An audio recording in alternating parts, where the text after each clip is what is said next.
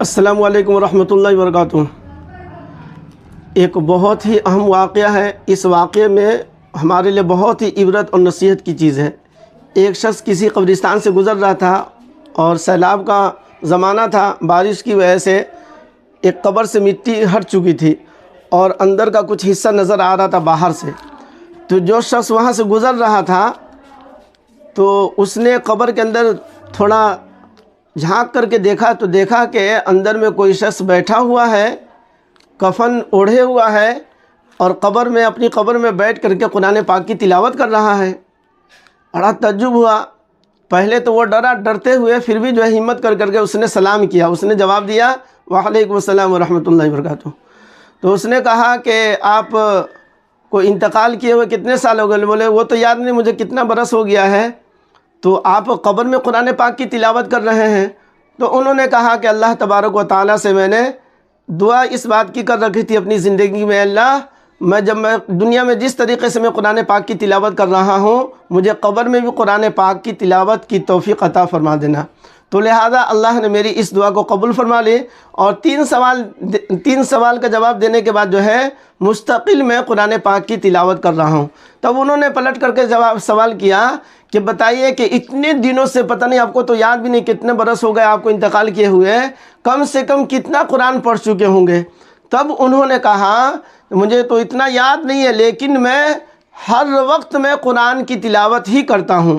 چونکہ دنیا کے اعتبار سے 24 گھنٹہ کا وقت ہوتا ہے، دن اور رات 24 گھنٹے کا ہوتا ہے، اور آخرت کے اعتبار سے تو وہ وقت جو ہے بڑھ جاتا ہے، لہٰذا وہاں کا منٹ سیکنڈ جو ہے کتنے ہزار برس کے ہوں گے وہ اللہ بہتر جانتے ہیں۔ اس لیے کہ قرآن پاک میں بھی اللہ تبارک و تعالیٰ نے فرمایا آخرت کا ایک دن جو ہے وہ 50,000 سال کے برابر ایک دن ہوگا۔ تو بہرحال وہاں کا دن جو ہے کتنے گھنٹے کا ہوگا اور وہاں کی رات جو ہے کتنے گھنٹے کی ہوگی وہ اللہ بہتر جانتے ہیں۔ لیکن انہوں نے اپنا ایک اندازہ بتایا کہ کم از کم میں جو ہے جتنے دنوں سے میں قرآن پاک پڑھ رہا ہوں، 1 کروڑ مرتبہ میں قرآن پڑھ چکا ہوں قبر میں آنے کے بعد۔ ان کو بہت تعجب ہوا کہ 1 کروڑ مرتبہ آپ قرآن پڑھ چکے ہوں گے۔ 1 لاکھ بھی تو بہت ہے، 10 لاکھ بھی تو بہت ہے، یہ تو 1 کروڑ وہ بول رہے ہیں کہ 1 کروڑ میں نے قرآن پڑھ لیا ہے۔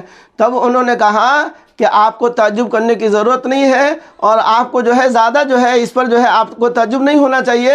1 کروڑ میں نے پڑھ لیا تو کیا کیا؟ ہم نے کچھ کیا ہی نہیں۔ بولے 1 کروڑ آپ نے قرآن پڑھا کر آپ کہہ رہے ہیں کہ ہم نے کچھ کیا نہیں، تو اس لیے نہیں کی۔ اور تب انہوں نے کہا کہ ٹھیک ہے، اگر تم یہ چاہتے ہو کہ 1 کروڑ جو میں نے قرآن پڑھا ہے یہ تم لے لو، یہ نہیں کہا کہ ثواب لے لیے، تم لے لو، اور صبح میں جو تم سورہ فاتحہ یا کوئی اور جو سورت جو تم پڑھی ہو، تم نے تلاوت کی ہے، اس کا ثواب مجھے دے دو۔ یعنی سورہ فاتحہ کا ثواب یا سورہ اخلاص کا ثواب مجھ کو دے دو، اور 1 کروڑ جو میں نے پڑھا ہے تم اس کو لے لو۔ تو انہوں نے کہا کہ کیوں؟ انہوں نے کہا 1 کروڑ مرتبہ تو میں نے قرآن پڑھا ہے، لیکن 1 آیت نہیں بلکہ 1 حرف کا بھی ثواب مجھ کو نہیں مل رہا ہے۔ صرف قرآن پڑھنے کی اجازت ہے، میں قرآن پڑھ رہا ہوں، اور جو تم زندہ ہو اگر تم 1 آیت بھی پڑھ لیے ہو تو 1 کروڑ بلکہ اس سے بھی زیادہ پڑھنے سے زیادہ تم کو جو ہے نیکی، تم کو ثواب تم کو مل رہا ہے، نیکی مل رہی ہے۔ تو لہذا اس واقعے سے ہمیں اور آپ کو عبرت نصیحت یہ ملتی ہے کہ اللہ نے ہمیں زندہ رکھا ہے، اللہ نے ہمیں حیات بخشی ہے، ابھی ہم زندہ ہیں۔ اللہ تبارک و تعالیٰ نے ہمیں قرآن پڑھنے کی، ہمیں نماز پڑھنے کی، ہمیں ذکر کرنے کی، ہمیں درود پاک پڑھنے کی اللہ تبارک و تعالیٰ نے ابھی موقع دیا ہے۔ مطلب یہ ہے کہ ابھی ہم پڑھیں گے تو اس پر ثواب ملے گا۔ قبر میں جانے کے بعد کوئی آدمی دن رات نماز پڑھے، ایسے تو پڑھنے کی سب کو اجازت نہیں ہے۔ اللہ کا کوئی مخصوص بندہ ہوگا، اللہ کسی کو اجازت دے دے تو اور بات ہے، لیکن یہ ایک عام دستور اور قانون اور دین اور ضابطہ نہیں ہے کہ ہر آدمی قبر میں جانے کے بعد جو ہے وہ قرآن پڑھے گا یا ذکر کرے گا، تسبیح پڑھے گا، نماز پڑھے گا، ایسا کچھ نہیں ہے۔ لیکن صرف یہ واقعہ صرف ہمارے عبرت اور نصیحت کے لیے ہے کہ آدمی اگر قبر میں جانے کے بعد فرض کر لیا جائے، مان لیا جائے، قیامت تک وہ قرآن پڑھتا رہ جائے، قیامت تک نماز پڑھتا رہ جائے، لیکن 1 رکعت نماز پڑھنے کا ثواب نہیں ملے گا، 1 مرتبہ بھی سبحان اللہ پڑھنے کا ثواب نہیں ملے گا، ایک مرتبہ بھی قرآن پڑھنے کا ثواب، ایک حرف بھی پڑھنے کا ثواب نہیں ملے گا۔ یہ ثواب جو ہے اسی وقت ملے گا جب تک کہ ہم ابھی زندہ ہیں۔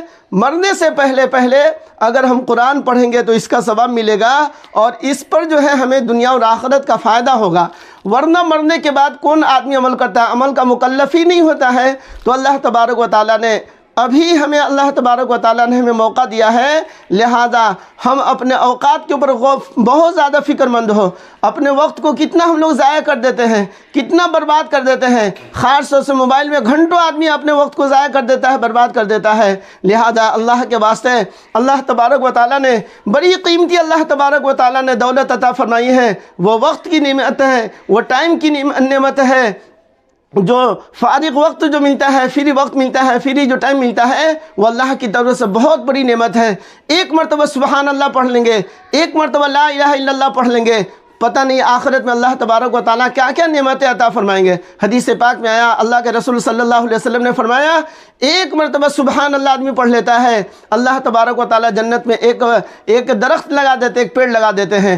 2 مرتبہ پڑھیں گے، 3 مرتبہ پڑھیں گے، ہزاروں مرتبہ آدمی پڑھے گا، ڈیلی پڑھے گا، روزانہ پڑھے گا، صبح و شام پڑھے گا، تسبیحات کی آدمی پابندی کرے گا، قرآن پاک کی تلاوت کرے گا، کتنے فائدے ہو جائیں گے آخرت کے اعتبار سے۔